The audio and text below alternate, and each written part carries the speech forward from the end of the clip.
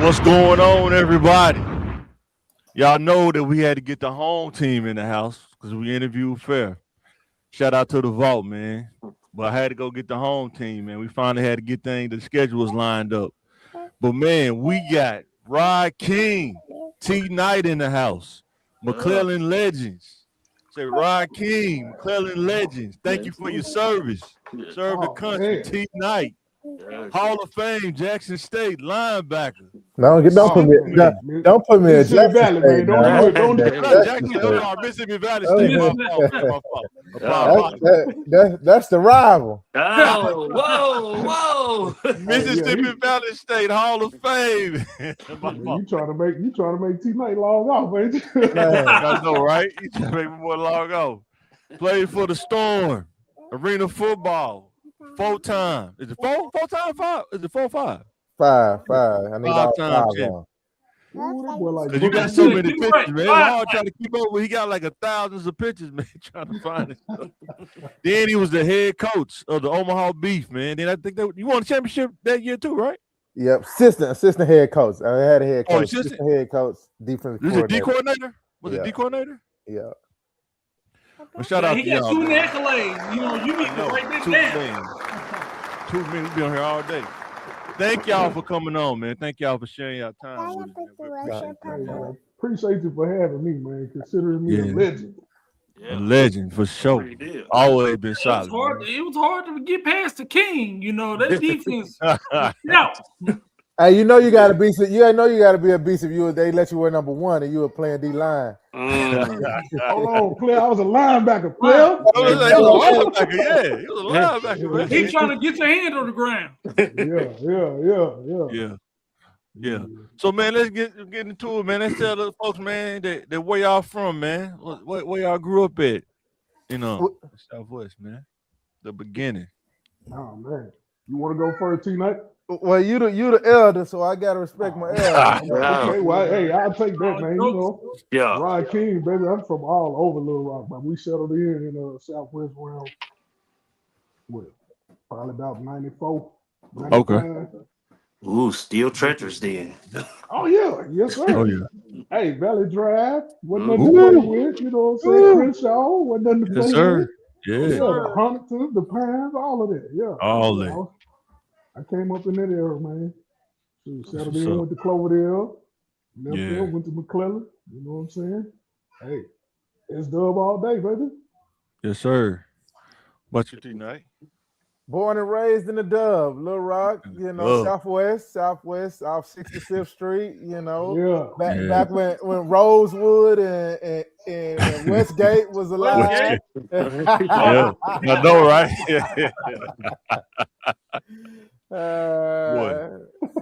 Boys over there throwing weights at Weststone, man. I was working. The nigga was up working out. T Knight coming there, boy, throwing weights around.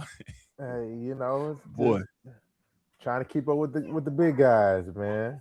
Yeah. So how did y'all? Did both of y'all play football at Cloverdale? No. Tyler T Knight went to Dunbar with us, but how was y'all? Did y'all like junior high? Did you kind of know you was gonna play linebacker in high school, right? Or would you kind of had you all over the place?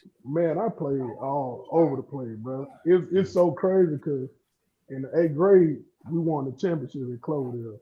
Okay. And I played center in the 8th grade. Wow. Oh, wow.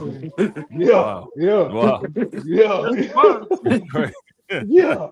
And we won the ship, man. We won the ship. 9th grade, I ended up moving to tailback. How was it winning so early in the 8th grade? Winning the whole thing. Man, so the thing was, you know, I played for Sunset. They had everybody. Here we go. Here we go. Hey, we welcome all the haters. You know what I'm saying?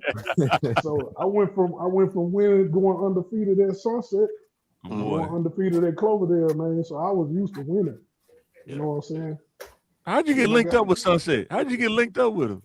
Bro, my cousin there was playing for him. I don't know if you know my cousin Brandon Muldrow. Yeah, I know. I know exactly what you're talking about.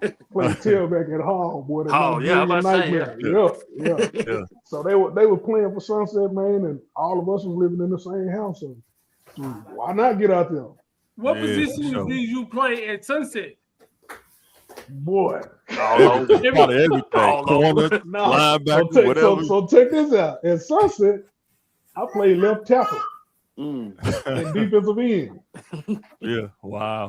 Yeah. My name up on the Wall of Fame down there, man. I bet you did. Yeah. I did my thing down there too. That's my foundation. Coach Ed taught me the basics of football, man. So shout out to Coach Ed and the Sunset Tigers. Coach Ed had some players come through there. I'm telling you. Yeah, man, everybody, man. There's some names on that wall down there, bro. I'm talking about NFL players. You know what I'm saying? The likes of Leslie O'Neal, Big James Rouse, Keith Jackson Sr., Keith Jackson Jr. Boy. You know? Yeah. I got Terrell Sims came from down there, rest in peace. You know what I'm saying? Leroy Hamilton, rest in peace. Yep, rest in peace. We all came through there, man. Then T Knight. Man, I know Coach Monday had you right. Hey man, I was kind of a late bloomer. I mean, I played a little bit. I didn't play much because I was in that transition when we moved from middle school to high school. So I ain't feel like I got my just due because in 8th grade, that's when we lost the championship game to Pulaski Heights. Man, they had a crazy team too. So I thought I was gonna be able to get my get back, the next year going into the 9th grade, and then they switched us over to high school. So I don't really think I had like a middle school career like that to talk about because my 7th grade year, you're a freshman, you ain't playing much varsity. Then in the 8th grade year, you probably getting a little bit, but we had dogs back then. We had Ramon, Ryan Himes, and Scooter. I mean Cuda. Marcus Johnson. I mean, we had a whole bunch of like dogs. So I ain't really get to play like that. And then we had Boyce and Bryce. So all of us would have been going to the 9th grade, that next year. So we was ready to make a comeback, and then they shipped us all out to high school. So high school didn't really. Yeah, I remember that. Middle school I ain't have much, but Little League I played for the Mustangs up until 7th grade. So we used to make it happen. We used to make it happen out there. Yeah, I remember. Did y'all play basketball as well? You said what, John? Did y'all play basketball? Bro, I played basketball all of 3 weeks. 3 weeks. Coach Gunn, he ain't let you play basketball. Coach Gunn didn't let you play basketball. Not in high school. I ain't. Not in high school, no. Man, I'm 5'11", 200 pounds, man. Where you going? What you trying to for? Where you going? Hey, I played a little bit of 8th grade at Cloverdale. Coach Chambers was the coach. So that was the only reason I was out there with the foul folks. You fuck on head, boy. If you weren't one of them ones, Coach Gunn, we're gonna let you play basketball. I played going into my junior year, going into my senior year, and then he hit me with well, son, you're gonna be a senior. You need to focus on football, So I didn't quit I quit the basketball team over Christmas break. Come back after Christmas break. He left and went to Arkansas State. Oh man!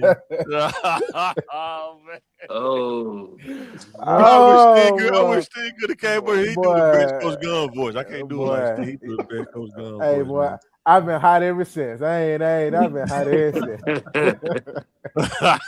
Tina, you was a hooper like that?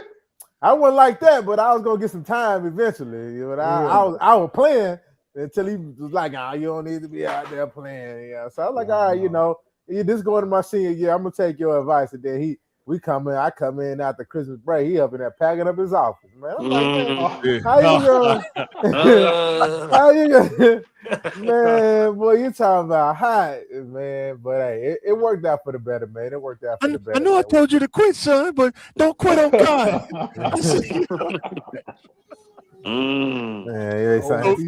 So Ryan, let them know when you coming in. I know when you was coming in, you walk in the locker room, you got a house in there, man. You said they baptized you, man. What's that experience? Man, let me tell you, man. So that was my first year in high school. Was Coach Gunn first year. Wow. They was coming out. They had a pretty good team the year before, but I walk in the locker room, bro. You got Andrea Key, aka Karate. You know what I'm saying? Went on to play for the University of Arkansas. I don't know if y'all old enough to remember Odell Rose. Yeah, for sure. Yeah. Rest in peace. You know what I'm saying? Hey, my welcome to high school moment. I'm on defense with this dude. He's 6'3", 6'4", 320. 320 in high school. 320. Man, I go to make the tackle, and he end up hitting me, bro. Knocked my cleat off. Wow. I say, this different here. this right here a little different, you know. So Did I know Coach Chambers got y'all eating peanut butter, all kind of protein? Got y'all eating peanut butter. He was chilling when we got there because he was an assistant. You know, that was his. So he actually, man, Coach Chambers the reason I went to McClellan because he transitioned from Cloverdale to McClellan. Oh, he recruited. Okay. Man, every school in the city was recruiting. Exactly. Man. It was every school. Jay Fresh, son, come on over here. You gonna play linebacker for me? I'm like, man. What was it like for you, T-Night, when you first stepped in the locker room? Who had to baptize you, man? Man, they would always try to get the freshmen out. You got him, you got Mondre. I was smart though. I wasn't talking that much no trash. And then they put me out there on scout team. Hey, I'm gonna give you a look, but you ain't finna get no clean shot of me. You can guarantee T-Night gonna find out of bounds, guy. I'm find out of bounds, but nah, they man, we had some. Honestly, we had a lot of talent. I feel like we didn't use the talent that we had to the best of our ability. Yeah. Because y'all mostly did the running style, right? Y'all didn't do a lot of like passing, like you know what I'm saying, like it was mostly Revere kind of. Yeah, we lacked offensive innovation. Hey, that was a nice way to put it. But you know what? My senior year, man, we was a real young team. Yeah. So I think Big Rashad was in the 9th grade. He started in left tackle.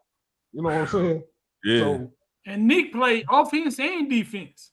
Yeah. Nick, I was playing linebacker, and Nick, it was me, Nick, Scooter, and another cat, Mike Haney. He was a senior. I was like, Coach, somebody gotta help me out here, man. I can't make all the tackles. Man. So Nick was y'all running 4-3 or 5-2? Was y'all doing the 5? Man, we was running a 5-2. 5-2. Yeah. That when Coach Stanley was a defensive coordinator. Yeah. Oh yeah. So, teaching geometry class. Coach Stanley wasn't teaching. He wasn't teaching that. Welcome to geometry class, guys. Going from center to linebacker. How did that happen? Hey man, I was an athlete, man. Yeah, man. Anywhere you put me, I was going. What was your highest weight in high school? Because you was already built like a linebacker when I came to see you. My senior year, I think I was probably like about 218. 218. Why it seemed like y'all was bigger than that, man? I know, right? I was telling you, it seemed like they was bigger than that. Bro, it's because we had them big old pads. Man, Ryan put a forearm in my chest one time with him. T-Night, what'd you get up to when you started getting that weight you wanted to get on? What'd you get up to? Nah, I think by the time I got to my senior year, I was probably about 200, 205. I want that big, you know. You got that blazing though, yeah. After running that 4.4 speed blazing, man. I don't know, T. I think you were about 200 in 9th grade easily. Man, I promise I wasn't. If y'all see those pictures back then, man, I was not that big. Yeah, everybody want Blitz like Do Dirty, man. That dude was crazy, man. He talking about. Yeah, I know they're talking about Cedric Cobbs, man. I'm like, Do Dirty, that dude was naturally big. It's unreal how big he was in high school, man. Listen, man, you can't compare Do Dirty to Cedric Cobbs. No, I'm not even gonna do it. I'm just saying how big they was, like how big it was. But dude, Cedric Cobbs was like he looked like he was made in a factory. Real. Yeah. The same size he was his freshman year at Arkansas, he was their size in 10th, 11th, 12th grade. What was it like tackling dude, man? Having to tackle dude, man? Hey man, find the nearest wall in your house and run into it. That's the best. That's the best way to explain it. Hey, he was like Derrick Henry for us. You better get him. Yeah. You better get him before he gets started. Because once he gets started, it's a wrap. He gonna run you over, step on you, and then run away from the rest of your teammates. so yeah, dude was a monster, man. And what grade did you play him? Was it your 9th grade or 10th grade? Boy, I played him. I played couple him. Years, right? I played him 8th grade. I played him 10th grade and 11th grade. Yeah, man. So yeah. Tonight you had to tackle DP Desi Poole, then you had to lay him down a couple times, then. Yeah, I don't know if I tackled him or not, but we played against him, but I don't know if I tackled him. I made him put some hands on so that look good on film, like I tried. Hey man, he get the ball reverse field on you, it'd be over with. Yeah, man. Hey, you played against Peyton Hillis, didn't you, Tyler? Oh yeah, Peyton too. Now Peyton, that's Peyton gave me a concussion my senior year, and I cried all the way from Conway to Little Rock. Man, Peyton Hillis. Man, boy. Did y'all play against Sean Andrews, Tyler, or Rodney? Did y'all play against Sean? I played against Big Wookie. Yeah, big. I said they had no playing tight end, about 300. Yeah, tight end wearing number 9 jersey. Tight is on what, man? Shout out to Sean. Hey, the boys, some dogs down there, man. Camden Fairview. Yeah, but my senior year, D Poole. Man, first play of the game, the boy went 80 yards untouched. I said, boy, it's gonna be a long night. And did he used to wear the herringbone? Did he used to wear the herringbone when he played football too? Yeah, had the little yellow pacifier mouthpiece and just talking trash. But hey, the man was doing his thing, so you couldn't do nothing but respect him. Oh man, yeah, boy, man. We played some dogs, man. Yeah, we had some dogs too, man. Like I said, we got the Raymond House. Yeah, like say DeAndre. I mean, not Andre. And I call him Drake. I cannot remember dude now. Top of my head. Talking about Andre Key. Yeah. No, we were just talking about him on kind. Rest in peace. Andreas. Yeah, Andreas. Yeah. Andreas. Yeah. After toting that pill. Yeah, man.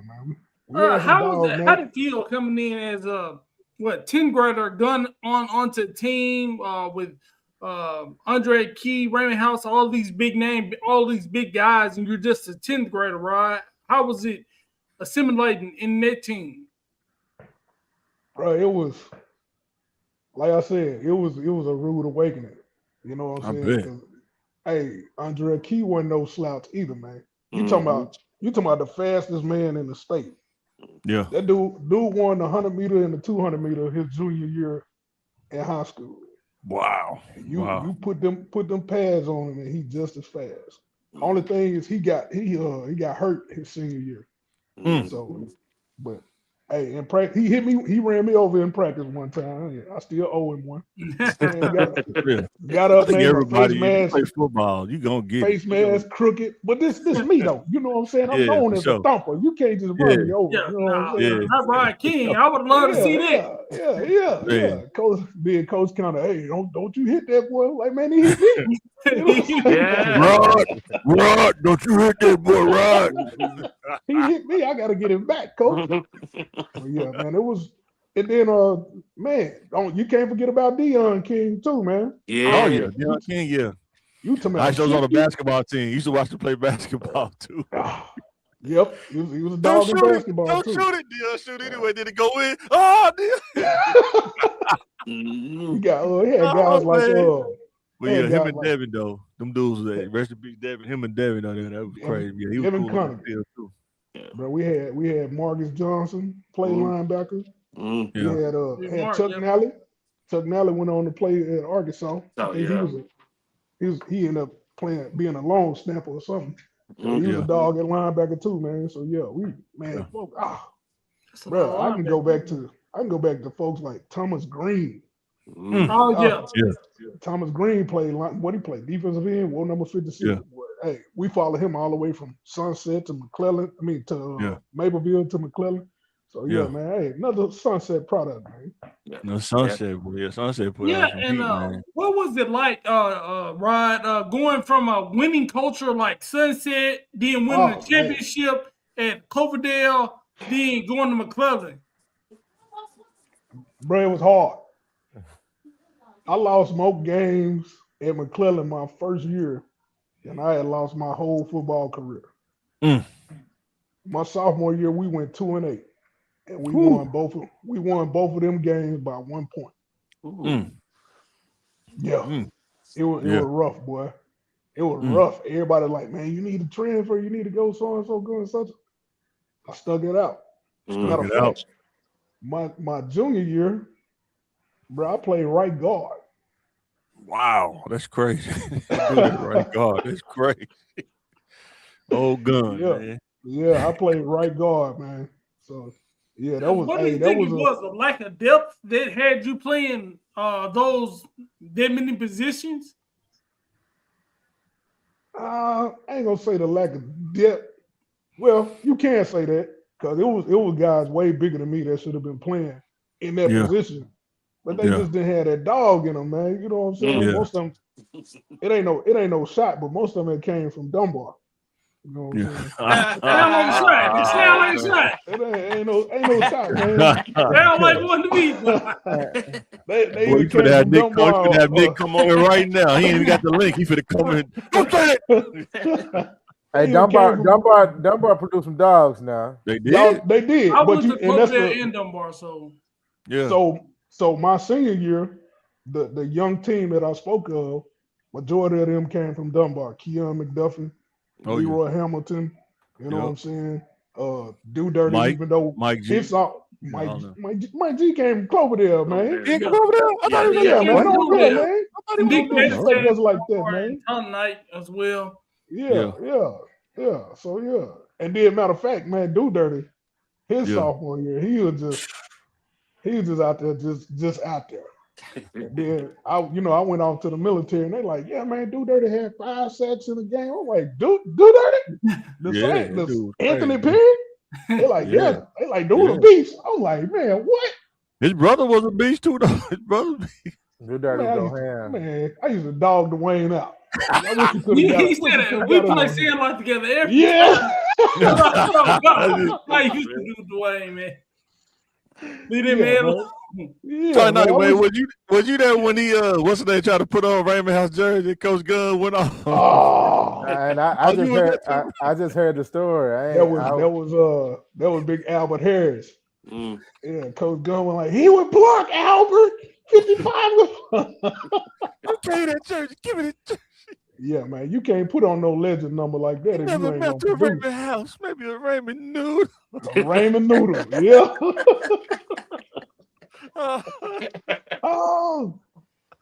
Oh man, Steve killed me with the voices, man. He said all the scenarios of Coach Gunn, man. Yeah. So it's Ty Night, man. When your run start, man? When you start getting into high school, man? When your run start?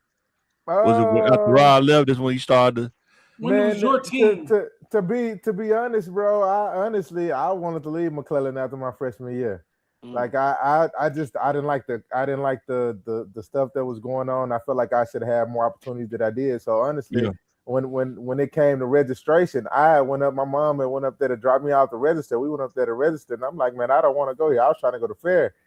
Man, you know, my mom, parents back then, they ain't like parents these days. They different, I was like, I ain't going in there. Yeah, I'm like, I ain't going in there to register. She's like, well, yeah, you are. I'm like, no, I ain't. Man, she left me up at the school. She left and went home. I walked home that day. I ain't even registered.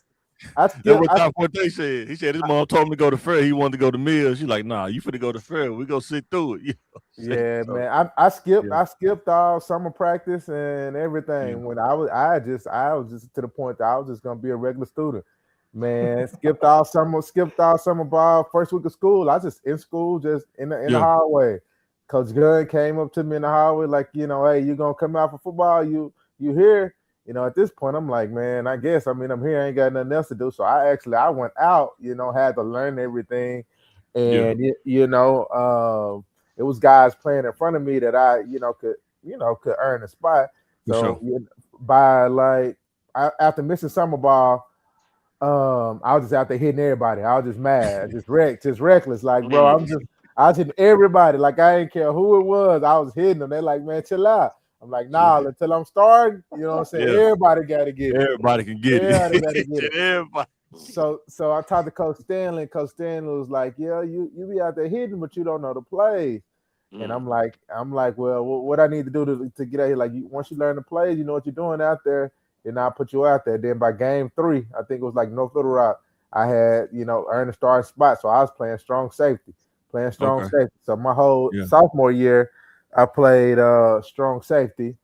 Then junior year, they ended up moving me to defensive end because we graduated. There was defensive ends, and then senior year, they moved to linebacker. So I kind of moved everything, and I think that kind of hurt me in the end, because I never played one spot to learn one spot. Right, to learn one spot. It was kind of whatever the team needed. That's kind of what I did. So the young bulls, listen to this.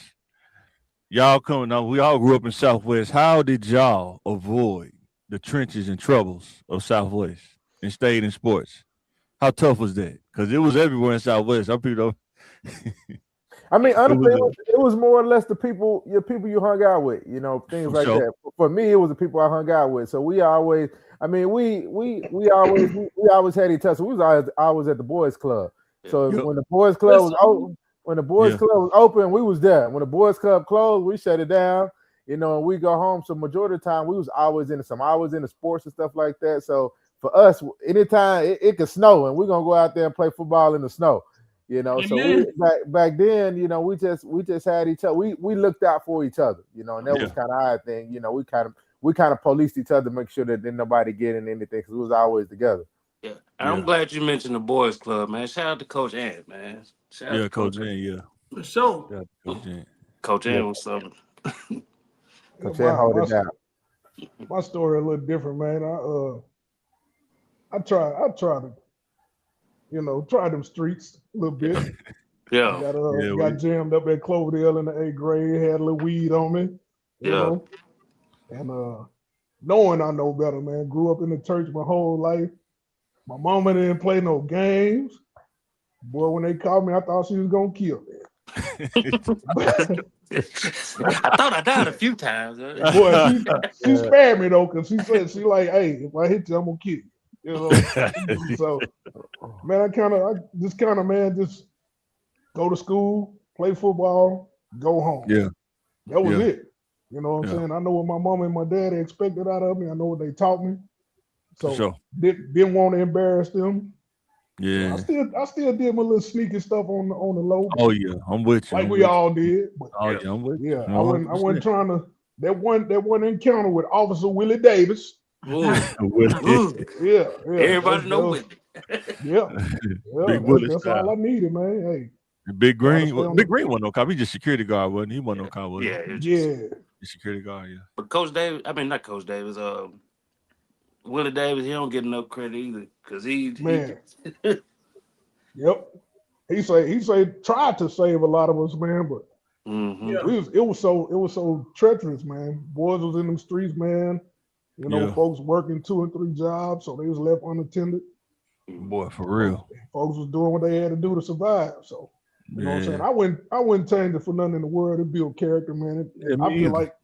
I feel like, man, I can walk in any hood and be good. You know what I'm saying? Yeah. Not just because I'm the man, but I just know how to conduct myself. Hey, I know I'm over here on the South. I know what to do and what not to do. I'm over here on the West Side. I know who to talk to, who not to talk to. Do you think? So, yeah. 100%. Now we start getting. What was it like for you, Tyler? You grew up with 2 older brothers, right? Yeah. So I actually had 3 older brothers. 3 older brothers. My oldest brother, he didn't live with us, but my oldest brother, he went to McClellan too. But he was in the gang, so that was his thing.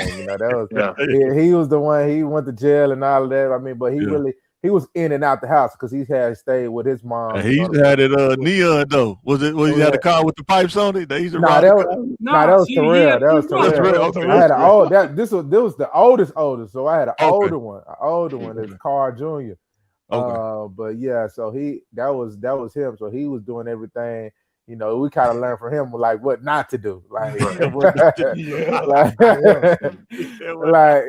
like what not to do, like, but you know, so for me growing up with the older brothers, man, they left me on the porch, you know what I'm saying? They made me tougher, you know what I'm saying? Because they, you know, you having brothers, you're gonna wrestle, you're gonna bust holes in the walls, and you're gonna do all of that, you know. So you know, having brothers, you know, it was tough, but it was needed because I'm, you know, now, you know, back hindsight 20, I be deboing them now, you know. I'm the big brother now.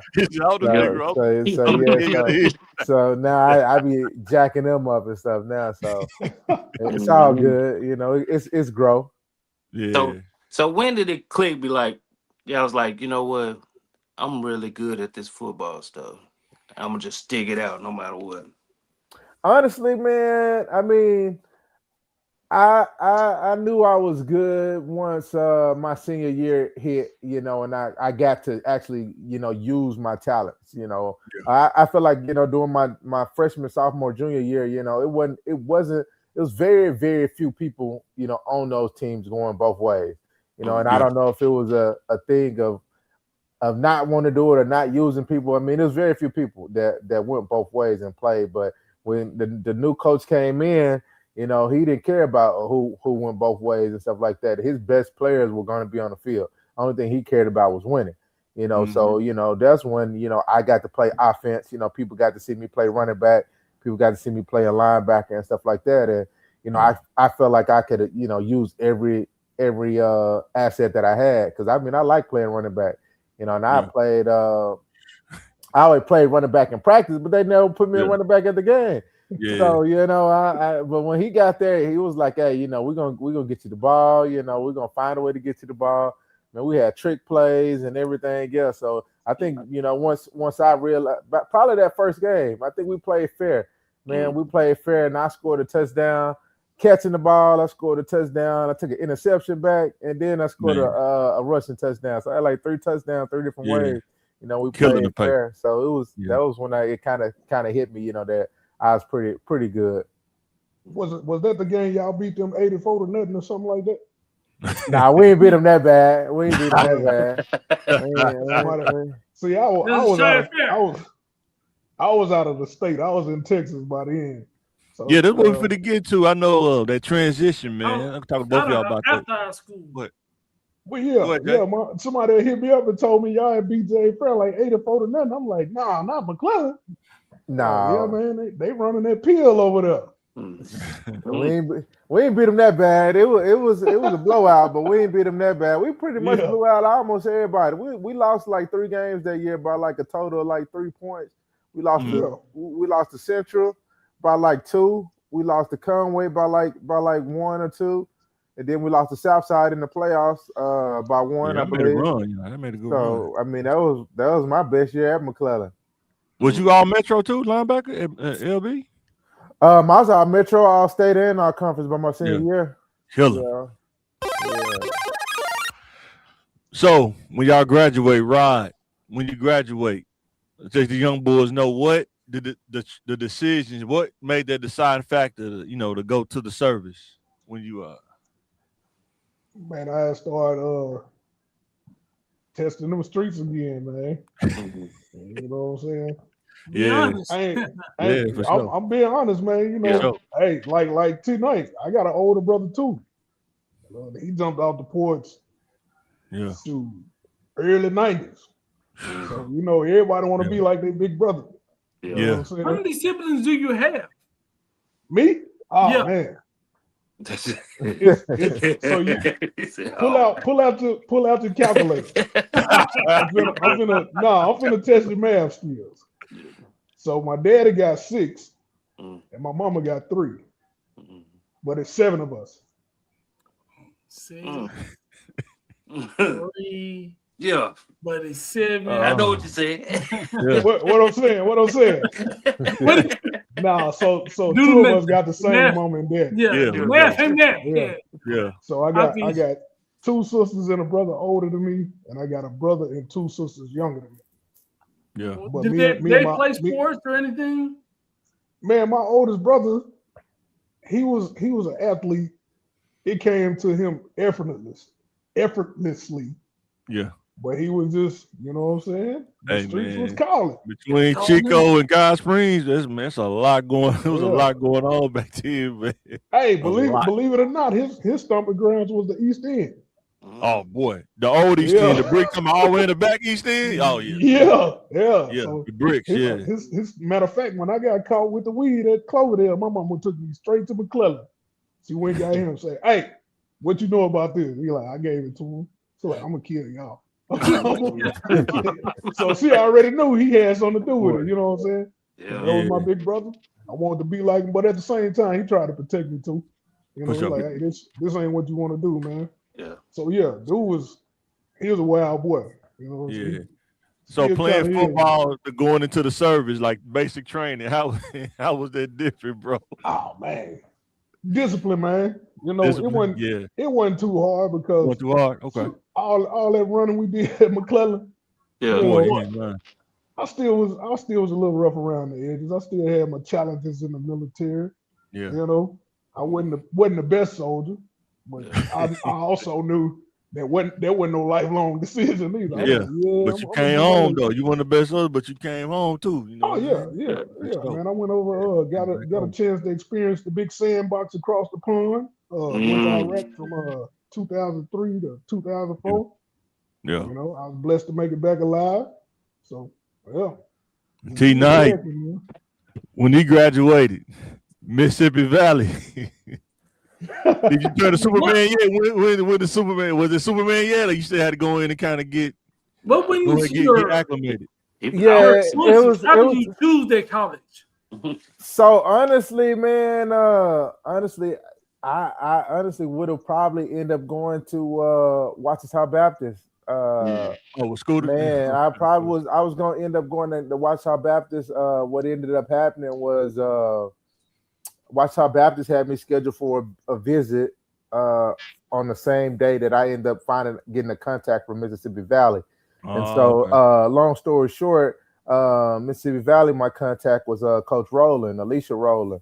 Okay. So Alicia Rowland and Tammy and all of them that went to North Little Rock, all of them were all at Mississippi Valley. And someone mentioned my name to the coaches at Valley, and they wanted me to come down there and check it out. So on the time when I was supposed to go to Ouachita Baptist on an official visit, I ended up switching and going to Mississippi Valley on a visit.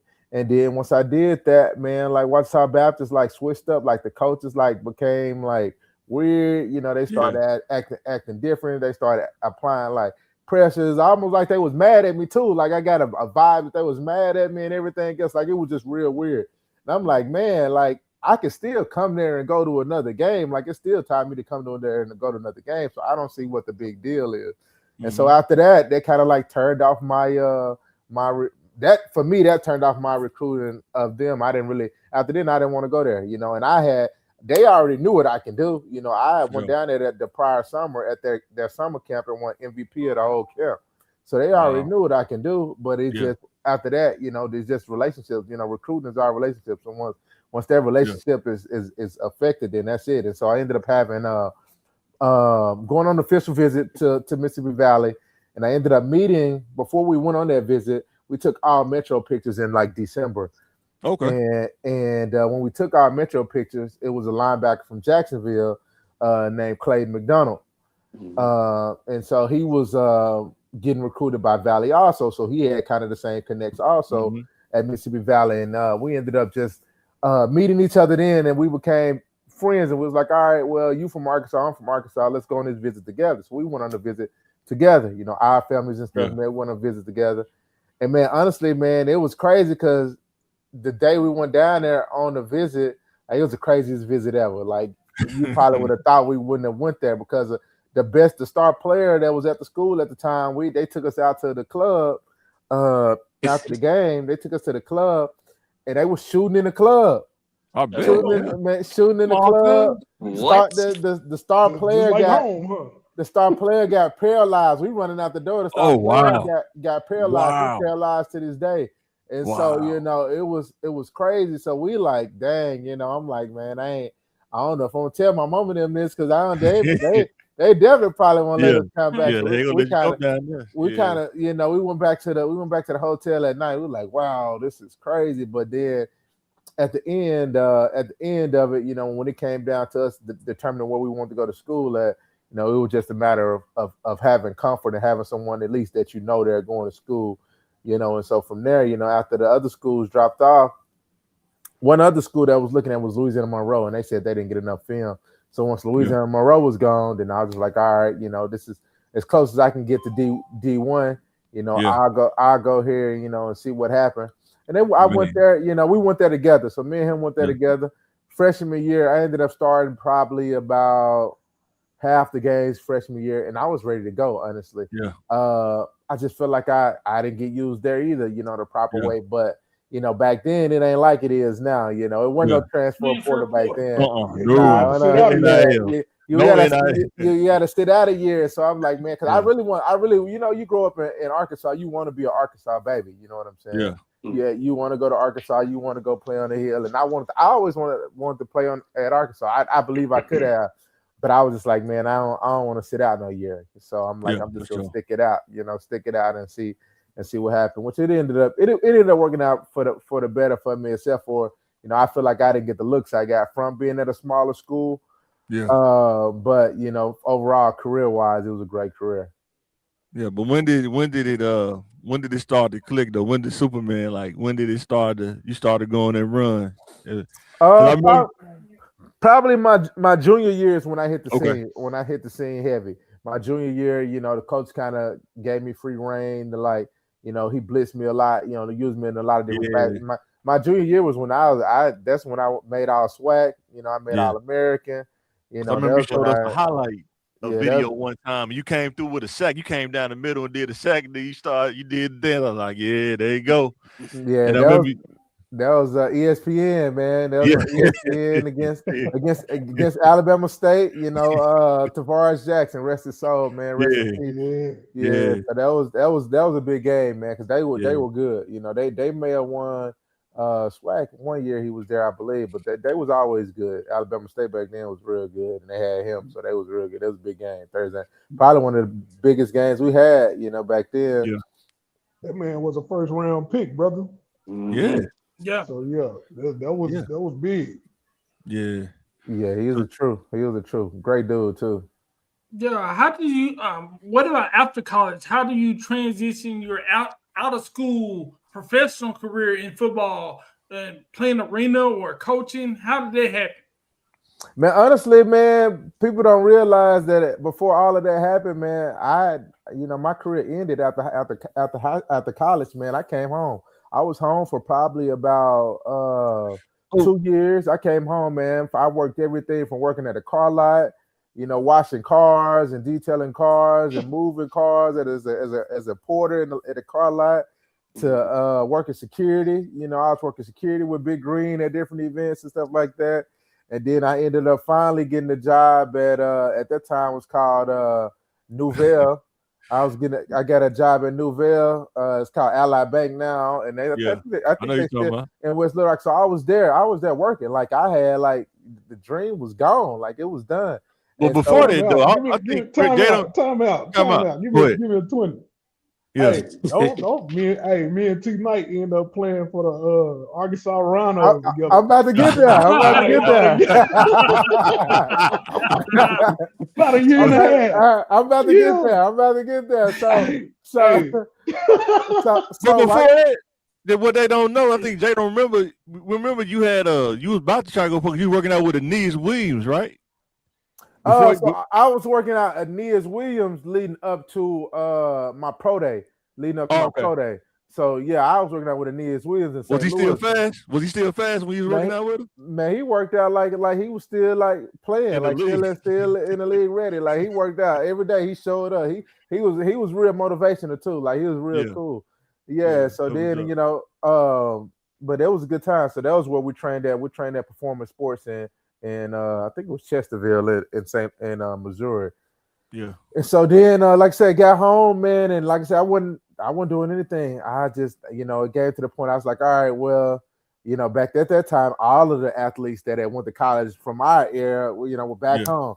You know, you had the people that was at UAPB, you know, Stuart Franks, you know, and Anton Williams, Anton Williams played linebacker, and so you know we came home. Me and Anton and Stuart played little league together. Okay. So when we came home, when I got home, they was like, "Hey, bro, you know, shoot, we ain't doing nothing, man. We might as well hook back up together and go play, you know, semi-pro." So I was like, "All right, you know what I'm saying? I do it. You know, we all gonna get the chance to play together again. We done all went to college, played against each other, you know, Valley UAPB." So I was like, "Let's do it, man." We got out there, you know, we all went out there and played for the Rhinos, man. We went out there and played for the Rhinos. We was good too. So Big Rod, what did you have to get back in shape when you got back home to play for the Rhinos? You was already in shape from the military. I was still in military shape, boy. Still in military shape. But you know what? When them young cats came, when T Knight and Anton and Stuart and them came, they were still they were still on some other time. Yeah, bro, we were playing somebody, man. I missed the tackle. T Knight said, "Come on, man. You gotta give me that one, Ryan King." I said, "Yeah, it's time for me to hang it up."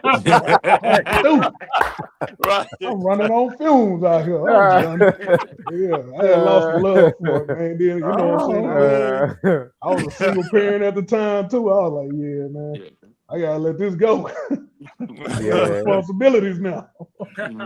Yeah, that's semi-pro, man. It was different. I mean, it was good. It was good. Honestly, that was the highlight of me moving back home, was being able to play with them. And then after that, after 1 year, you know, I just was like, yeah, this ain't for me. Like, it's good, but it ain't for me. Between like, cause you paying for all your equipment, you're paying to travel. Then, you know, for me, I just knew I just needed an opportunity. I just knew I needed a break, you know, and it was just a matter of getting a break. So, you know, I mean, working with, I worked at the car dealership, like I said, and at that time, it might have been Crane that was a partner with the Twisters, man, at that time. And the owner of Crane, he got me a two-day like waiver tryout with the Twisters, man. They brought me out there. I was a practice dummy for 2 days. Wow. I said, I done took 2 days off of work. Y'all done brought me out here. Y'all didn't even give me an opportunity to showcase what I can do. I'm like, well, all right, I get it. So I'm like, you know, if I'm gonna get any opportunity, you know, I'm just gonna have to do a tryout, you know, in the off season where I can get a fair shake and get a fair opportunity. So that's what I ended up doing, man. Ended up training for about a year. Actually, Eric Steen was actually my speed coach, you know. So we go to the track. So I get up in the morning. Yeah, man. I get up in the morning. I go to work at Newville. I go lift weights, go to work at Newville, and I get off in the evening and meet Eric at the track. Man, Eric would kill me every time. Every time. But I'm like, if I could keep up with Eric, at least be in his pace, I'm doing good. Because warm up with Eric, you know, is 2 miles. It's 2 miles. Oh, when he take you on the other stuff though. I remember one time we was playing with him. One time he took us to over there Rodney Parham, them little hills over there by that 7-day adventure. You would run up the steep hills. Yeah, warm up 2 miles. You know, then you get to the speed. Then you get to the speed work. But I can't lie, man. If it weren't for Eric, I probably wouldn't have had the opportunity I had, because I did the open tryout, ran my fastest 40 I ever had ran before. And then that's when I got my first contract. And then after then, it kind of just took off from there. That's when you went up north, right? That's when you went to up in Yep. So I played my first season was in Arkansas. So I played the last year that we had the Arkansas Diamonds. They used to be the Arkansas Twister. They changed names and rebranded. And so I played my first year in Arkansas. Then that team folded and moved to Texas. And they became the Allen Wranglers. So that next year when Terrell Owens was playing, that was originally the team that was from Arkansas that moved to Texas. And so, but I had went to Sioux Falls then, because Stewart was there again. Stewart was there. So Stewart called me and was like, he knew the team was gone. He was like, hey, you know, if they call you, you know, will you come up here and play? You know, and I'm like, bro, at that time, I had never been to South Dakota, never knew what it was like and stuff like that. But I'm like, man, if they call me, I go up there and play. So the owner called me, the coach called me, was like, hey, we got our linebacker retiring. You know, you'll have an opportunity to come in and play. You know, so so I was like, yeah, I'll take it. So I ended up, you know, going up there, ended up staying up there for a long time. Man. When did it click? When you had it? Because I remember when you went up there and did that shit. You know, you got the capes, boy. You running down the sideline. When did it click for you, man? When you really started to pop out up there when you was playing for the Storm? Honestly, it wasn't till I left and came back. So I went out there in 2011. At that time, it was they had lost the championship that prior year. So we would have played them in Arkansas. We went to the playoffs that previous year, and we'd have played them if we'd beat the team out of Billings. And that year, the Billings team at the end of that year, a tornado hit the Billings arena. Oh wow! And they lost their team. And so what ended up happening is that the two teams that were in the championship ended up getting all of the players on one team. So the Billings team came to Sioux Falls. So Billings had just won the championship. So all of their players came to Sioux Falls. And so you just have two of the top teams with all of the players on there. And then you got, coaches kind of picking people from different teams because that they wanted, and it created a team. So when I got there, honestly, man, I felt like I had beat the guys out in camp, and I made the team. But when I got there, the guy they had in front of me playing linebacker came over from Billings. Oh, political start. Came over from Billings, and I mean, I definitely don't think he was better than me, but he could play the run where I could play the run and the pass. And so by the time the third game came, they ended up had cut him. And then they ended up moving another guy in there because with professional sports they're gonna it's almost a seniority thing. So they ended up moving a guy from safety to linebacker, and I was still a backup, but I ended up playing backup for like majority of that year. Still led was like second in the team in tackles, but once that season ended, I kind of didn't like the way things went. And my coach that was in Arkansas, he was a head coach in the Arena Football League in Kansas City. I ended up leaving in 2012 the next year and went to Kansas City and played in the Arena Football League. And when Stad spent the season there, and I was a rookie there again. So, I was still young, still a rookie there because it was a new league. So it was more or less still kind of learning the ropes. He had his guys that he had prior to then. So I probably played about half the games. They was calling me the whole time, asking me to come back. But I'm like, man, I'm here, it's professional sports. If they don't cut me, I'm not leaving. So I ended up staying a full year there. And then once the season ended, that team folded again. So I was back at like square one. So I moved back home for a couple months, and then Sioux Falls called me back. And that's when I went back in 2013 and kind of went on that run and stuff like that. And kind of that's when everything clicked. The 2013 I got back and I was started and everything else. So that was the first year everything started. Yeah. So it wasn't just a straight line, No. So it was a journey. The kids that youth need to realize is playing B, C, E, F. You gotta keep living. Yeah, it was crazy because it seemed like every time I got situated or something happened, a team fold. And then I got there in 2013 and went after Sioux Falls, which is a very stable organization. And they actually, as of recently, have folded too. So that organization right now is dormant. Yeah. So you forgot one stop, man. Remember we were supposed to play for that arena team? We ended up going to Memphis and everything. We ended up playing outside.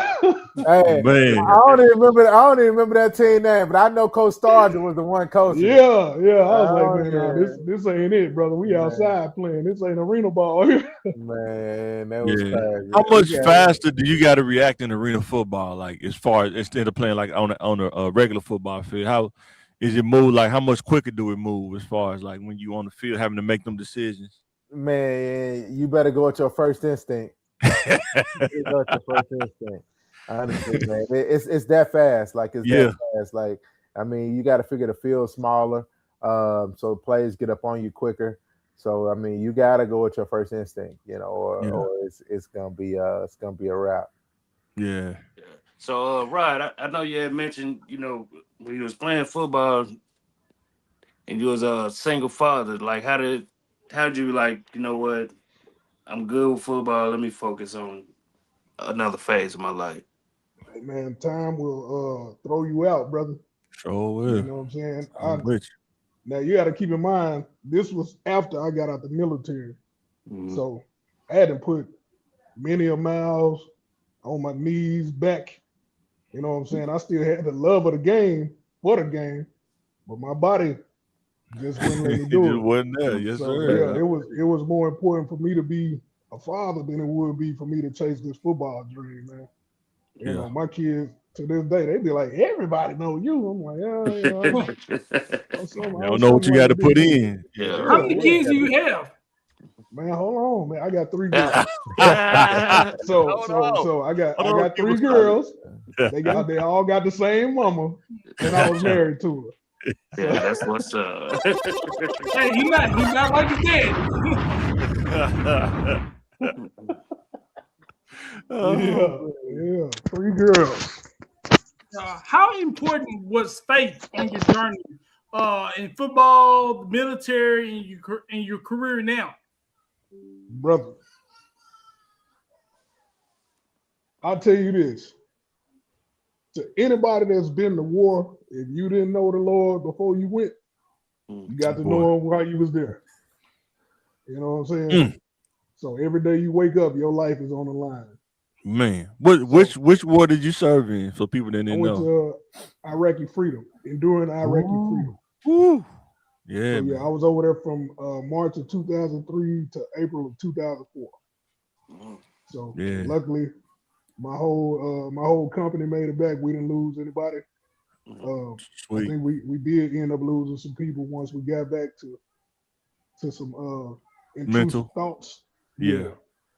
So it was even now, John, now every day I put it on, my life is at risk. But yes, sir. You know what I'm saying? God is not giving us the spirit of fear. Yes, sir. Somebody got to do it. I was chosen to do it, and I think I do it pretty good. Yes, sir. Yeah, that's why I asked. What church do you go to? Do you sing? You still sing? Man, now you're all in my. I know, right? All in your stuff, man. You know what I'm saying? So let's get to it. Like I say, man, I grew up in the church my whole life, played the drums, sung in the choir, all that stuff. I actually was ordained as a minister in 2016. Oh, that's what's up. Yeah. So I ain't by no means perfect. Nobody is. Right. I kind of strayed away from the church, not necessarily because of my faith, but I didn't like the operation of what was going on. For sure. So rather than cause discord or whatever, I just kind of separated myself. Now I do follow a certain church online. I ain't gonna say the name. Yeah. But man, my faith is still.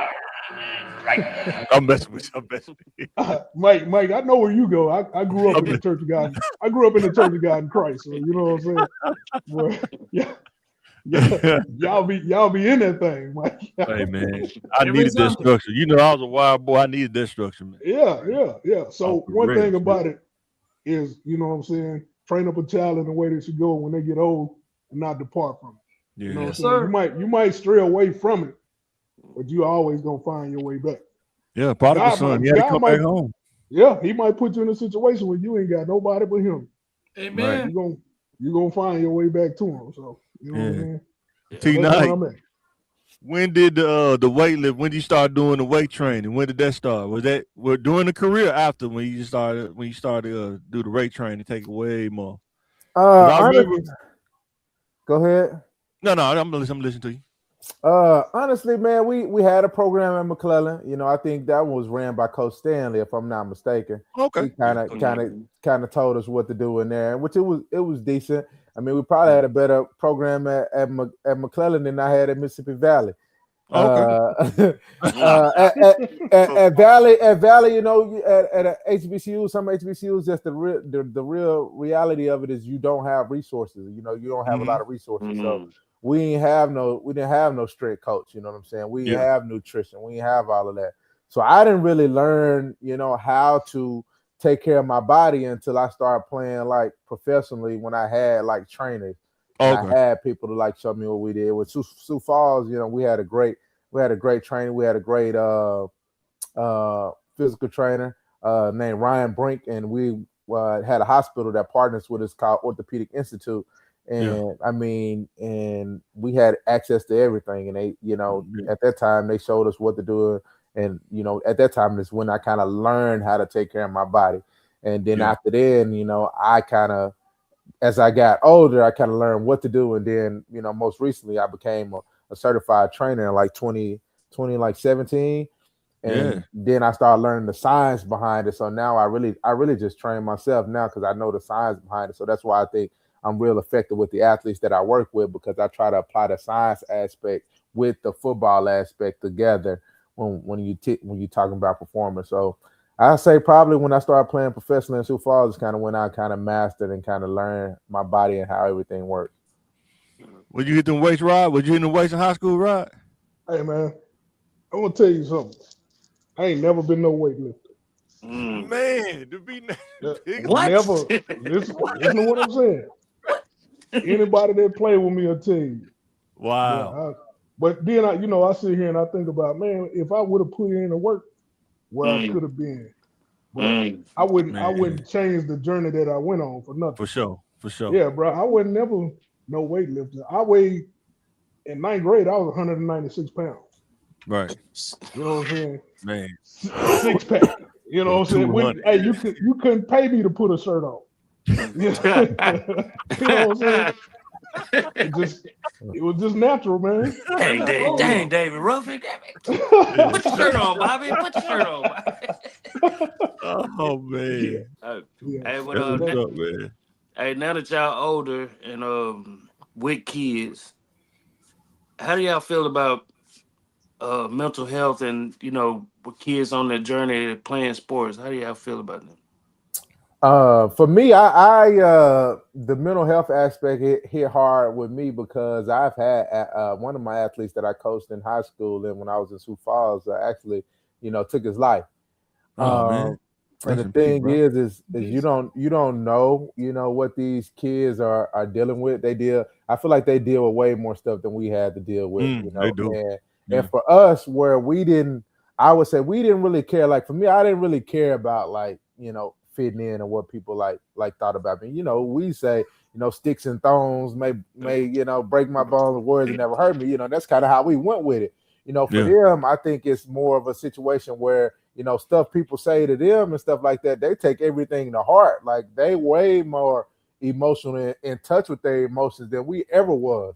And so for them, it's a lot of it is really just, checking on them, making sure that they're good and asking them about themselves and then just letting them know they are valued, that they are special. Because I mean, these kids they're just different, they just different. So I think it's real big now. A lot of athletes I work with, I try to get them into that mental side of it and tapped into it because it's important. When you think about the mental aspect and stuff like that, it's important when it comes to your life. It's important when it comes to performance and how you think. When you go and play sports and stuff like that. If I go into situations and my mental aspect isn't where it needs to be, I might go out there, blow a game or something like that. So it's very, very, very, very important. It's a very, important topic and things that need to be discussed. Yeah, I know it's important, but Rod, you on that field, man. And some of the other soldiers you encountered had some tough role with mental health as well. One thing we left out that both Ty and I were football officials for the state of Arkansas. So back in 2017, man, one of the guys on the crew, I don't know if you remember, a guy named Jeff Wheeler. I hate I even said his name, but yeah, man, we refereed the game on a Thursday night. He was supposed to referee on a Friday night, and he made it home from the game. Wow. So, he took his own life. So that was a kind of a eye-opener for me, because he had been over there too. So, you know what I'm saying? It was something that, because y'all know in our culture, in our community, mental health wasn't there. Wasn't no, it just became something that we talked about probably roughly about 5 to 7 years ago. Yep. You know what I'm saying? It was always man up. Pray your way through. You'll be all right. Yeah. There you go. Pray We praying for you. No, Yeah. this brother, and this sister, they need more than prayer, you know. And I worked in the school district for about 10 years with kids, and like Ty say, bro, they wear their feelings on their sleeve. They can't when they can't get what they want. And some people use it, they'll hold you hostage with it. You know, I'm gonna unalive myself. You like, you know, when people get I to know talking, exactly what you're saying. Yeah, when people get to talking like that, you gotta sometimes some folks, you know, if they using it to hold you hostage, you kind of take it with a grain of salt. But the people that I know who have actually done it, they said nothing about it. Yeah. They just did it. Yeah. So yeah, my heart goes out to, I know, like just going to McClellan, growing up in Southwest. My heart goes out to the kids that's not athletic. They just graduate and then go out into the world, and your parent or your support system be like, as long as you just stay out of trouble, get a job, stay out the way, you good. And that don't always work for everybody. You know what I'm saying? And I think that's my heart bleeds in there because I was like that, graduated, and when you kind of grown now, so you kind of figure this out. What are the next steps? You know what I'm saying? Kind of find that way. You know what I'm saying? Then you start picking up the habits and stuff, the bad habits. Now you got to work through that and try to figure out your way. You know what I'm saying? You know, the biggest thing, the biggest detriment to this generation coming up now is social media. Yeah. You know, they get to looking at everything's stuff exposed. And the stuff you do being caught on camera. A lot of the stuff we did is gonna stay with us because we ain't gonna tell nobody. But a lot of stuff they do is on camera. Yeah, but you know, they get to looking at people who they deem successful on social media. Right. And they like, you know what I'm saying, why my life ain't like that? Well, for one, you don't know what that person did to get where they at. Exactly. They did something illegal. You know what I'm saying? Right. So it's and as far as me, I didn't really become, even as an adult with kids, I didn't really become structured until I was about 34, 35 years old. Man. I'm with you. You know what I'm saying? This real life, you know. Yeah.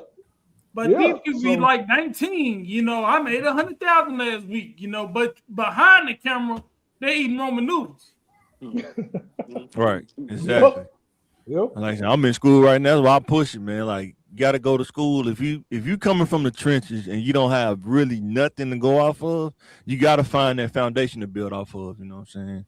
Whether it's education, whether it's a trade, then you got to understand what commitment is. See, y'all, when you play athletics, you committed to it. Like the good ones, like y'all committed to coming to practice, doing that. But the regular kids, they just going home and coming to school. You know what I'm saying? When they get home from school, you think they picking up a book, they just chilling. No, they rolling with the homies. You know what I'm saying? So, yeah, I think it really depends on kind of what you do after school. Because I think I grew up a lot, you know, just by being away from my family in college. You know, that helped me grow up. And then too, I had my daughter when I was 19. So, you know, I had to grow up like fast. Like it wasn't no go home. And I came home. I was homesick. You know, I had never really been away from my family. Man. My freshman year, I would drive home every weekend. We could go play Prairie View in Houston, Texas, and we'll get back to Mississippi Valley at 4 a.m. I'll be in Little Rock at 7 a.m. on Sunday. and get up the next Monday and drive back, you know. But then after my freshman year, after I adapted, you know, I never really came home like that. So it just really depends, you know. I think life shapes us differently depending on the things that we go through. For sure. I'll tell y'all this, man. I got 2 pay stubs from Staff Mart. Posted on my wall. For a week, one was $153, and I think the other one is like $260. That was me with a wife and 3 kids. Wow. This was after I got out the military. Wow. I look at those 2 check stubs as motivation to never go back. Sir. Yes, sir. Yeah. Yes, It was times where I would have to buy a meal for my wife and kids to eat, and I would eat Little Debbie cakes. Right. For sure. I would spend $1 on a box of oatmeal pies and eat that. cholesterol probably through the roof. Through the You know what I'm roof. saying? Through the roof. That's what that's what I had to do, man. So that's my motivation. Every morning when that alarm clock go off, I gotta get it. Gotta go get it. T-Night, what do you think the for the average person, the hardest part is like with the diet, and like when you do the calorie count and stuff, when you really got to lock in, the average person, how if you can tell them something that can make it a little easier, what you think? Something like when when you tracking your macros and stuff. Honestly, I think the biggest thing is if you don't plan on eating it, don't buy it. You know what I'm saying? So a lot of times, if you go into the store and you're trying to make a change, you're trying to make a lifestyle change. If you don't need something that you know isn't good for you, then don't buy it. Because you buy it, you're gonna eat it. You know what I'm saying? You're gonna eat it. And for me, I always say, it ain't necessarily a diet. Because people, if actually, I was, I'm working on finishing up my nutrition certification again, but diet doesn't even mean diet. It's just more of a lifestyle change. Lifestyle. Okay. The root word of diet isn't even diet. Right. I can't think of it. I can't think of what it is. It ain't diet. You know what I'm saying? It ain't diet. I need to find it because it's like French or something, but it doesn't mean diet. So for me, like when I'm eating, I may make healthier decisions, but it ain't a fact of me not having the things I want. I still eat the things that I want. I just don't eat, like fried foods. It's all in moderation. Yeah. So I just learned watching them bodybuild. I just learned a lot, man. When I seen you doing it, when I was watching them, and I was like, they eat the same stuff. They pick what they want, but they eat the same stuff, and they just it's measured out. You know what I'm saying? And I played around with that here and there. It do help when you eat. You can find what works for your body and just try it over and over. You know what I'm saying? Like whether it's rice or something like that. Yeah. So it just really depends on how you cook it. Like I can buy, like I bought some chicken thighs, and I've ate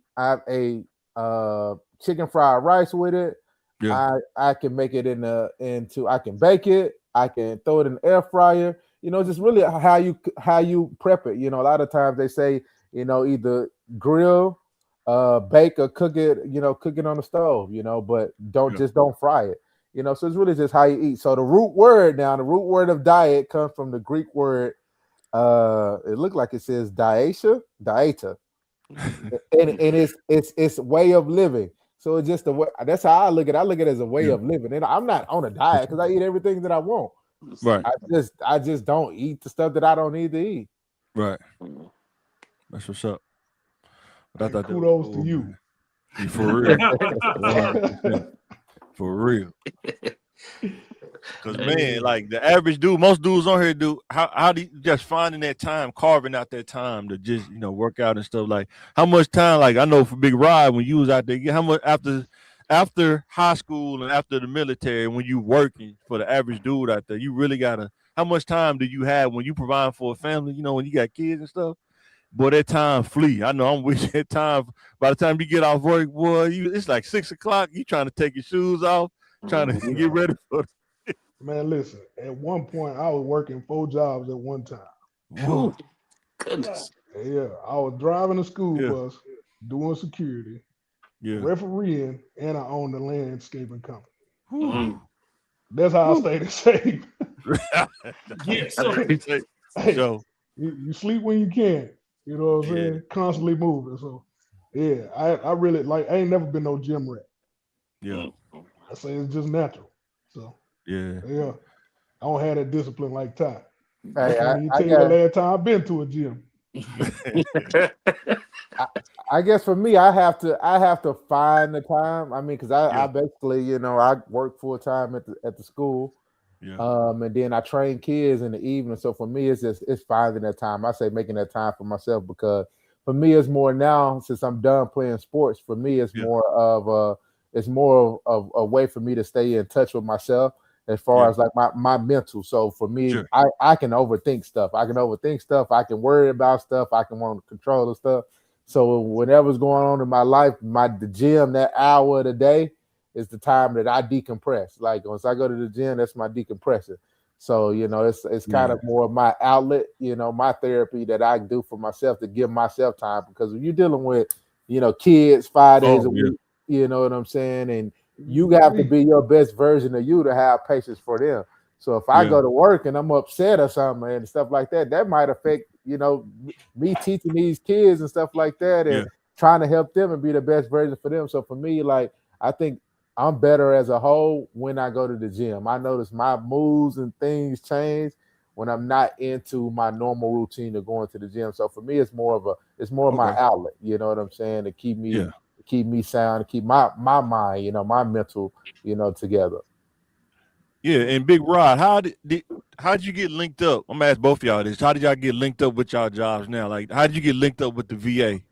Now you don't have to work those 4 jobs? Now you linked up with the VA?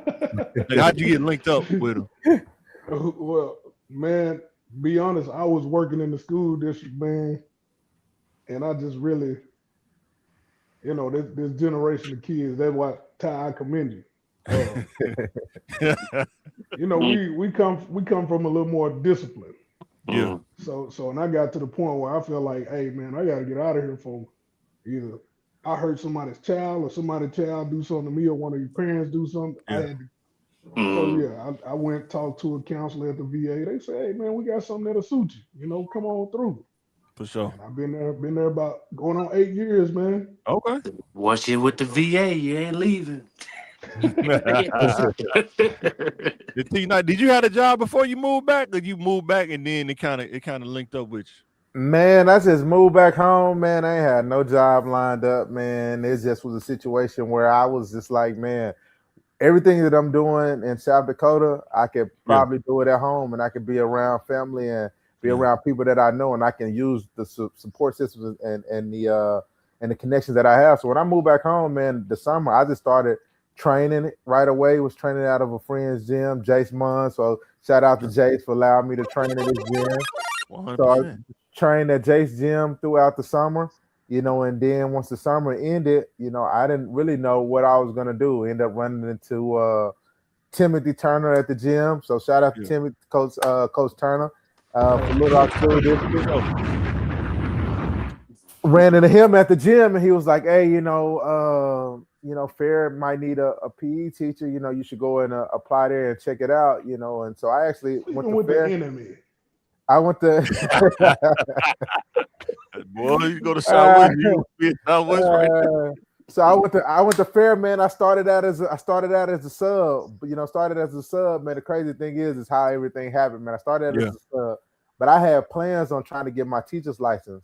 And so I had set up to go and take the practice and stuff in my content area prior to me subbing. So prior to me going to sub, my practice was on the 29th of September, and that Monday. And then she was trying to see if I could come in that Tuesday, and start subbing. So September the 29th, I went to take the practice. My first practice was physical education and health. I go there to take the practice. Never took one. I probably had 3 weeks to study. Passed it on the first try. So once I passed it, yes, sir. I passed it the next day. I was subbing, so I started subbing for about a month, and then I'm like, kind of why am I subbing? When I've already passed the practice. The only thing I need to do is get into a program, and so I kind of talked to the principal, and they kind of talked to some other people, and then they hired me in November as the physical education and health teacher. So I'm teaching physical education and health, and then I passed my other practice in December. I took another practice because I wanted to get my coaching endorsement. So I took another practice in December. I think it might have been like December 27th or something like that. Yeah. Took another one after school, got out, and passed that one to do my coaching stuff. Yeah, for sure. And so it's just, man, I just think moving home kind of just, I feel like I'm in a better place. Like I feel like I was in South Dakota, I was giving myself away, and I wasn't getting enough back, with the stuff that I was giving away. And I think just being home kind of like sparked a new fire in me. That's and so now I'm out at Fair, kind of doing what I love, teaching PE health, middle school, running the strength and conditioning program there with the football players and trying to build that up. So just trying to, and this year I'm gonna stay there. I've made a commitment to stay there at least a year. So I'm a coach football there in the fall. So it's really just trying to make a change. That's what's up, man. That's what's so up. You saying it's a possibility you might be moving up to Southwest High School? Hey, you know, I just take it one day at a time. One day at a time. Hey, I would love to see that. Yeah, man, I would too, man. That'd be awesome, man. I got one more question, man. McClellan, we always get a bad rep. Oh yeah. But what's one of the biggest lessons that y'all actually learned and y'all still apply to today? For me, I would say just although I say we lacked innovation on offense, and that was our head coach, the offensive coach. Honestly, man, I think having him there was what we needed. We might not have been the greatest football team, you know what I'm saying? But for him just being there, you know, we got to see him and his family, you know, because his wife worked at the school, his daughters went to the school, so we actually got to see a family. You know, and the thing is he taught us a lot of things about respect. We had to wear ties on game day and stuff like that. Mm-hmm. You had to dress up on, you know, game days and wear ties and stuff like that. So he taught us how to be men. You know, he was real strict with the discipline and taught us how to be men. So for me, I would say, you know, just learning how to be a man, seeing a family atmosphere, and then just learning the structure. Like I said, we ain't had the greatest team. We had a little structure and some discipline. Man, what I took from McClellan, man, is I was told once, heard a statement said that flowers still grow in dirty water. So it might not have been the ideal situation for everybody, but we took what we needed from that situation to grow. For sure. 100%. Going to McClellan taught me how to deal with adversity. It taught me, you know what I'm saying, it don't matter where you come from, you can be whatever you want to be as long as you put in the work. Y'all got any questions for us, man? Before we get up out here, man? What's your handles? What can they follow y'all at? Where can they hire you for personal training, and where can they hear you sing? T-Night, he out there, man. Yeah, he got even handles, but yeah, T-Night out there, man. So Instagram, I just changed it yesterday because I wanted to get it something more professional. So the Instagram is easy. It's Coach_T-Night. It's simple. Coach_T-Night on Instagram. Okay. I'm gonna make a clip out of this and put it on there. Is the personal, and then the profession, the training is Beast Academy SD. So at Beast Academy SD for the Instagram, for the other Instagram for the training and stuff like that. So those are my two handles that I'm pretty much on. Hey man, I'm a dinosaur. Hey, Rod low key, man. I'll tell you, man. Rod low key, man. That's my dog. You low key. Facebook only. Roddy King. I think they had the page right. They had the page right. Nah, man. Hey, I appreciate y'all having me on. It's been a while. I've been trying to get on. I ain't think I was important enough. No. You important. You tell me all the time. I see him at work. You welcome anytime on the podcast. Yeah. Boy said Southwest Legends. I looked around. I said, they talking about me. That's you, sir. That's you, sir. They talking about me. So how did I got a question? How did CTM Sports start? I just seen everything, you know, from out of town. You know, I just really just got back. So how long you know me for, Tyler? How long you know me for, man? You remember when I first started making content? You like, yeah, man, you just get a camera, man, just start making content, but just talking about sports. You know, I do the other part. We do the other podcasts where we talk about like life stuff and, you know, coming up, thinking game. Then we started doing this, talking about sports. And just looking at sports and just talking about it. It's like everybody else talking about sports. We from Little Rock, we talk about sports too. You know what I'm saying? Yeah, and CTM really helped me out a lot. After I had my stroke, I had trouble talking and really talking to you guys and talking to Mike every day on the podcast. He let me on, and it's got my speech a lot better. So I really thank God for him and the platform. Bro, I ain't know you had a stroke, man. We glad you overcame that. I had my second one in April, just this April. So I'm recovering from that. And but y'all was going to school though. going back to school, and I was doing web development, and had a couple of teachers. I think when I was taking like I think it was media production, and my teacher was like, it's like kind of nerdy dude. He did like, hey man, you should thinking about making content, man. I think you could do it, So I'm like, maybe I could.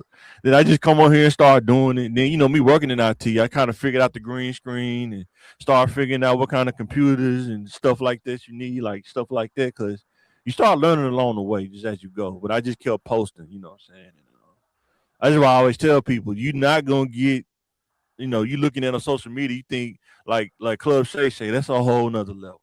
That's when you got hundreds of thousands of dollars to throw at production. This is just dudes making content.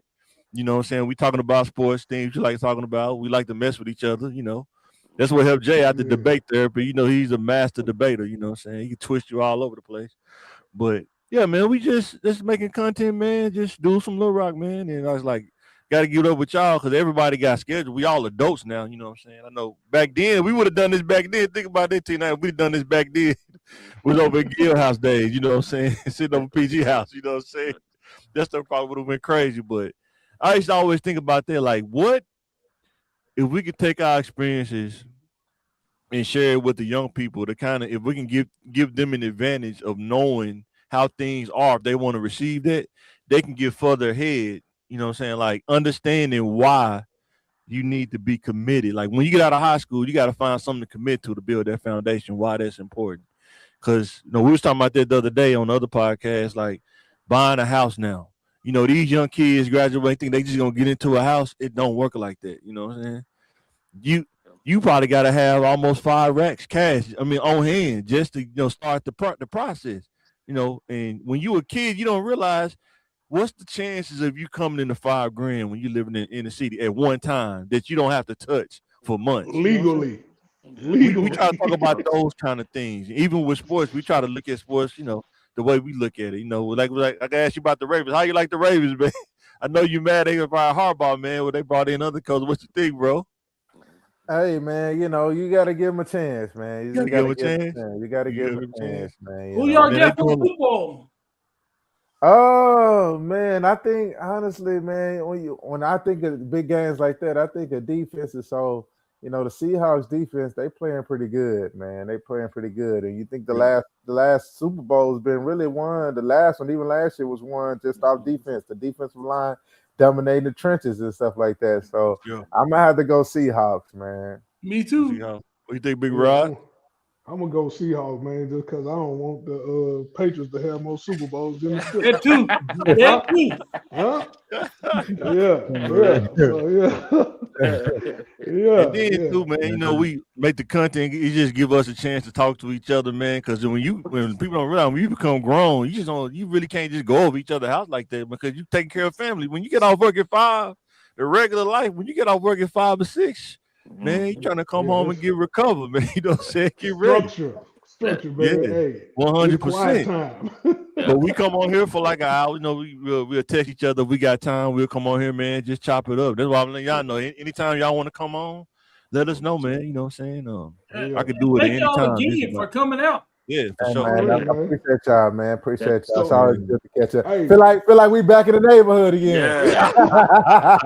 Hey, before we get off, man. No, take your time. We don't have to get off right now. Take your time, bro. Okay, so this I want to ask y'all this. Who is it probably be more geared towards T9 though. Who's one of the most underrated athletes in the city that y'all can think of? I can name quite a few, but go ahead, T. I gotta go with Nick because I feel like if Nick has if Nick has speed like he needed, like Nick was the modern day Ray Lewis. Like, he was the modern day Ray Lewis. You know why I'm smiling so hard? Because I raised him. I raised him. Yeah. And if he tell you anything other than that, he lying. He was texting me while we was talking. I told him to come on, but that's my pick too. Yeah, Nick P. Yeah, Nick, and then I know like my bro Scooter, man, dude like Champ Bailey, looking like Champ Bailey in high school, man. Dude was crazy. Yeah, man. Boy, my he really ripped up, but I think if he didn't mess up his shoulder, in the Washington, man, you know what I'm saying, he probably would have had a shot too, you know what I'm saying, take it to the next level. But his shoulder kept separating, man, you know what I'm saying. And that was the craziest thing. Like, I grew up around Deion King whole time. I ain't even know that was Scooter was his brother. I was like, Scooter, night and day. Yeah, boy, literally, he the same color as me. We used to be over their house all the time. Me and School used to be over their house all the time. And then rest in peace, Leroy. Like, we used to talk, man. I think he used to tell me like pro ball was cool, but I think he didn't feel like dealing with the rigmarole of going pro, like having to work out like all the time, every day like that. You know what I'm saying? We used to talk about that all the time. He said he would have wanted to do it, but he said he think about sometimes if he would have got there, would he really would have loved it because of how much you had to, do all this stuff. But yeah, he was definitely could have had a shot. I think he just didn't want to do it. I think he was kind of when he was in UCA, he kind of was done because he had a great UCA career at UCA too. You know what I'm saying? That was a good question, playing pickup basketball. I hurt his ankle playing pickup basketball. And he wasn't able to work out with the scouts, you know what I'm saying? And I always talk about this with former athletes. What would y'all be like now? With the talent that you had, how would things been? Man, I had NIL deal. Boy, that what Nick said. How cool would that be? Man, I think about when I was younger, because I played basketball for like a year and a half, something like that. But I said, man, I should have been a media guy. Like I should have been doing this if I'd have had some sense in high school, like putting that on film. You know what I'm saying? That's what I should have been doing if I'd have had some sense. But yeah, man. T.I. would have had a graphic design, Superman in high school, NIL going to high school with that. I was fast, but I didn't understand the game for nothing. After my junior year at Mississippi Valley and I made All-American, I'd have hit the transfer portal. And then another one, man. There's so many of McClellan, like Keon, man. Like Keon McDuffie. Kelton. Man. Yeah, hey, Kelton definitely was. Yeah, for sure. A silent assassin, man. He ain't say much, but dude was so athletic, man. It was ridiculous.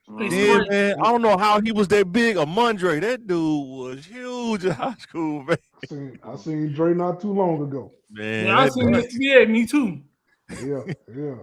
And then speaking of Kelton played when he wanted to, man. Yeah. That dude turn it off. He won the game. Yeah. We played fair our senior year. They was defending champions. We beat them by 1 point. Mm-hmm. Kelton batted down a pass on 4th down and won the game for us. Yeah. And then I don't know where he went the rest of the season. Don't say nothing, T-Night. Uh-oh.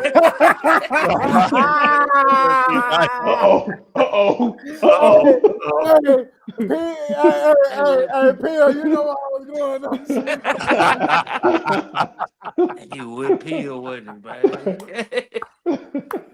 It was good times though, because we stayed at Keon's house. Man. So hey, I got an idea then. I got a good idea of where he was. I believe that be Peel should leave that alone. Yeah. We gonna have Keon and Kelton come on the podcast and tell us what happened. Oh man. Yeah, man. Well, yeah. I still talk to Scooter, man. He had a get together for the homies on Thanksgiving, man. He doing good too, man. You know what I'm saying? He still look like Champ Bailey, man. He still play if he wanted to. He like me, Gray, man. I don't want to play football no more, Gray. Man, and I see him every now and then at the cigar lounge, man. He don't go by Scooter no more. Nah, he don't go by Scooter no more. Yeah. Well, he still Scooter. What is it? Yeah, me and Nick go to church together, so he still act like Ray Lewis at church, man. Yeah. He in tears for the Lord now. Praise the Lord. But I think when I was playing at Henderson, I think we did play down bar. That's when I was like, you know what?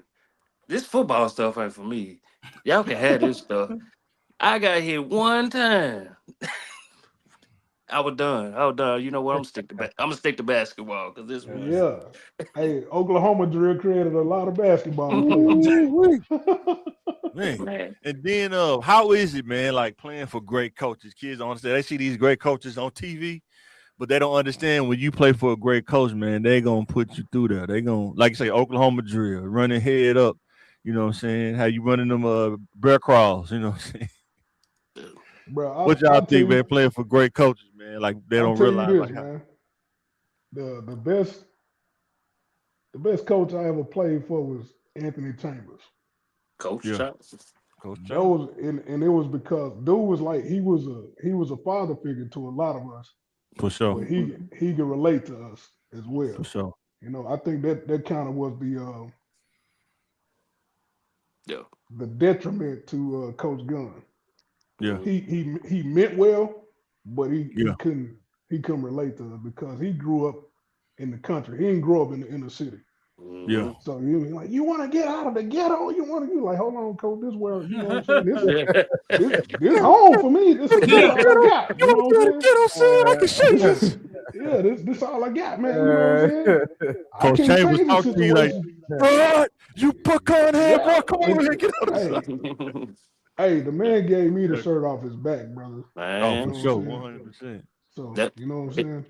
and I attest to that because only reason why I had ran track is because of Coach Chambers. Yeah. Like dude came and picked us up in the truck in the South. Oh yeah. Oh man, Oh, yeah. what? I was like, what? Oh yeah. See, it was gray when he used to pick us up. He got it painted red. It probably was red when he was picking y'all up. Yeah. But boy, hey, man, Hey, hanging off the back of that truck, boy, he got about 5, 6 of us on the back, 2 or 3 in the front. We rolling. Got on them coat shorts. Got on them coat shorts with that polo shirt with that straw. He did have on the red shorts. Yeah, that's my guy, man. Yeah. Oh man. I know you played for Monday, didn't you? Yeah. So Coach Monday was our coach. Coach Monday was our coach, man. And Yeah. you know they rest in peace. Yeah, he definitely would bring it out of you, man. Coach Monday. I had a lot of great coaches. Coach Monday, Coach Stanley, Coach Claiborne. Coach Claiborne was a defensive coordinator at Dunbar back then. My little league coach was great too. Coach Parker. Coach Parker was the truth. You know, I've had a lot of great coaches. My defensive coordinator at Valley was good. Sam Watch. So a lot of my coaches that I kind of came under, man, it wasn't for me, you know, and it's how the philosophy that I take on too as a coach is how those guys were to me, you know. I always say, you know, now I use the term, you know, a player don't care what you know until they know that you care, you know, and that's kind of the philosophy that I take, you know, with my athletes is building that relationship, like Rod said, building that relationship, you know, having that relationship with your players beyond the sport and them knowing that you care for them is when you can get the most out of them. And so when I look at those coaches and stuff like that, Coach Monday, you know, he makes sure you have everything you need. Coach Claiborne, they're gonna make sure you have everything you need. You know, Coach Stanley, you know, he gonna, you know, during that time, you know, we were young. I ain't know nothing about hunting, but he come up there with a big thing of deer meat. You know what I'm saying? He come up there with a big thing of deer meat. You know, you know, and he gonna hand it out. You know, this got this deer meat. You know what I'm saying? He gonna hand it out. You know what I'm saying? And so it was just, you know, and then my coach at Valley, you know, I actually stayed with him when I was getting ready to train for the draft. And, you know, he had played for the Pittsburgh Steelers and stuff like that. And, you know, he was he's a good guy. Yeah, he went on to win a couple of. He was the coach at North Carolina A&T when they were winning all those championships and stuff like that. So, you know, he took me, you know, under his wing, and this is really, you know, that's kind of who I model myself out there, trying to be like those guys, because those guys were the ones that gave me my foundation, you know, that believed in me, and it wasn't the fact of because I was just more of my athletics, the fact that they actually cared, you know what I'm saying? So, you know, those are the kind of coaches that you know that you want to be around. Those are the kind of coaches you want to be like too. Yeah. I know Coach West, man. He's the man. Fly was West. running like a mug, man. Rest in peace, Fly. Rest in peace, but yeah. Them Alpines, that old gym, them Alpines, you got to run up the stairs, down the stairs. Then they got the heat on. See, the real basketball coaches back then, they got the heat on full blast, summertime. You end up working out, man. You sweat off 2 pounds each practice, probably. You know what I'm saying? And I know at McClellan field, it wasn't no shade on that field when that sun beaming in the summer, man. Boy, man, I used to feel it, man. Like you could hear you used to hear them hitting all the way at the front of the building. You'd be like, damn, they over there. And they got to do this 2 times a day. Yeah. Boy. Oh, no, this ain't real. Hey, I used to live for it, man. Yeah. Coach Chambers used to call it an organized fight. So whatever, and like I say, my brother was older, so every now and then he used to, rough me up a little bit. Yeah. Really couldn't do nothing to him till about 14, 15. I hit my little growth spurt. Right. Everything he did to me, and I couldn't do nothing about it. I came and took it out on my teammates or whoever. Yeah. Came across my face. They're trying to hit the freshman. Bro, you had on the helmet and shoulder pads, didn't you? Hey, I'm headed to the sideline. Yeah, eventually, man, I'm trying to work up to it, trying to get this school stuff figured out. But I do want to go around and talk to those kids, like there's those middle area kids that's not in sports. They kind of just don't know what they want to do when they get out of high school. And really, kind of get them what to think about, like when you graduate, like being an adult, that transition, Like if you want to go to college, what's the steps you need to take, to sign up for college? Or if you want to go to be in a trade, like you have to go to the apprenticeship, and get signed up, Sometimes kids just don't know where to go do that stuff at, So, and we know. Yeah, go ahead. No, I don't have that. No, like I was going to say, man, working in the school district, it was disheartening to see kids just being stamped out. Yeah, they was just a number. Mm-hmm. They was a paycheck. So that was another reason I kind of got away from it, man. I feel like school system is failing the kids. They setting them up for failure. Even when it comes to discipline. Yeah. You get away with it 3-4 times, but you get out here in this real world, boy, you ain't getting away with it. Don't work like that. Yeah. One time, that's all it takes is one time. Yeah, one time. It don't work like that. Next thing you know, you on that big raggedy bus going to the all white party. Boy, man, for real, it ain't no good time either. So. Sure ain't. Ain't nothing good about it. But yeah, guys, we sure appreciate y'all for coming on. Anything we can do for y'all, let us know. Like I said, I know T-Night, welcome back home. You like to make content too. You want to come on, talk about football, any sports, let us know, bro. We here. Y'all know some legends out here too that y'all. Yeah. Who y'all I reach out to. They just ain't saying nothing back. I holler at Steve. I'm gonna mess with House again. I'm gonna see what he gonna say. He probably ain't gonna answer. Who y'all got as legends that they probably need to go ahead up on here. Nick P done been on the show. It's been a while. Yeah, it's elusive. He elusive, man. Nick P. We gonna nail him down. I think when he see y'all on here, we gonna nail him down, man. Hey, get Scooter and Dion on here. I gotta reach out to Dion. That was my most underrated athlete right there, Dion. Dion was cold, man. Yeah, for sure. I used to see Devin brother, man. I haven't seen him around, but I used to see Victor every now and then when I get some gas in Southwest or something. I hadn't seen him in a minute too. But I said SR Roman B on Facebook, but he said he thinking about coming on here. Holler at my boy Derek Green. I need to holler at Too Tall too. Yeah, I need to reach out. I'm gonna make a push. I'm gonna make a push for DP and Tanya. I'm gonna make a push. I think Tanya hop on though, but okay. Tanya Townsend, I know y'all remember. Yeah, for sure. Oh, that was after me. Yeah, God, we appreciate y'all for coming on. But yeah, man, we appreciate y'all for coming on, man. Representing, man. Man, it was an awesome honor, man. Anything we could do, let us know, man. And guys, like, share, subscribe.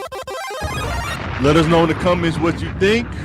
Thank you for watching the reels. We're gonna be clipping this up too. Y'all gonna have me reeling up in the house. Hey, Easteen, Get well soon, my brother. Yeah. Yes, Get well sir. soon. Get well for you, soon, man. Yeah.